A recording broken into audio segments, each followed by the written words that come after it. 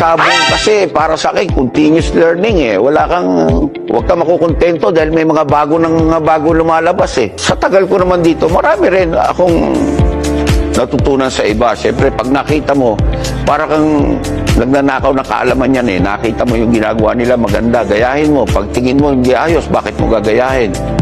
Nasa sa'yo yan. Ngayon, sinubok mo, hindi nag-click sa'yo, huwag mo na ituloy. Minsan sa pagkakamali, doon ka natututo eh. Lahat ng lahi sigurong magaling nandito na sa Pilipinas eh. Depende na lang kung magaling yung breeder mo. Pag nasundot niya yung tamang kombinasyon, yun na yun.